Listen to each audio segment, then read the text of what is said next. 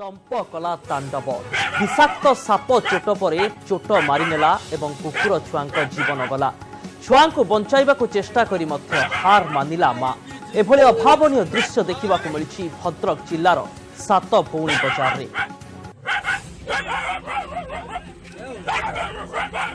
पशु हेउबा मनीष बंचिबाकू किए बा न चाहे आउ आखि सामने जेबे मृत्युर दूत पहुंची जाए जीवन केमिति छटपट हुए ये होछि तार चित्र।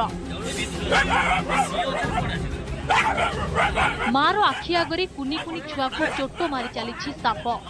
माँ कुकुर पिलांकु बंचाइबाकू केते चेष्टा न करिछि हेले जीवन मृत्युर एही लड़ाई रे बळी पड़ी जाइछंती कुकुर छुआ। तंप कला तांडव कुकुर साप लड़ाई।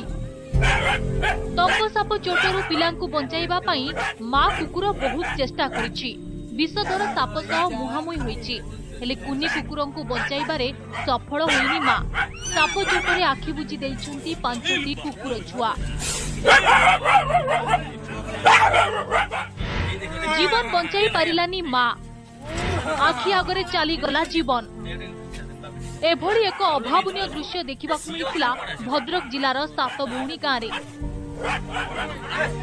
विजय परिडा नामक जड़े व्यक्ति श्रीडी घरे एक पोषा कुकुर 6टी छुआ जन्म देइथिला। सोमवार राति हठात एक तंप साप घरे पशिथिला।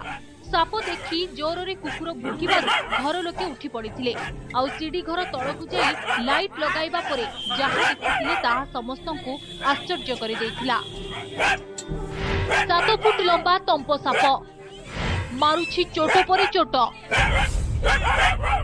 तंप साप घरे पसी कुकुर छुआंकु चोट परे चोट मारी चलीथिला। आउ मां कुकुरटी उपाय न पाई विकल रे भुकी चलीथिला। खबर पाई स्नेक हेल्पलाइन सदस्य पहुंची सापटी को काबू करथिले सत हेले सेते बेलकु तंप सापर चोटरे 5टी कुकुर छुआंक मृत्यु होई सारिथिला।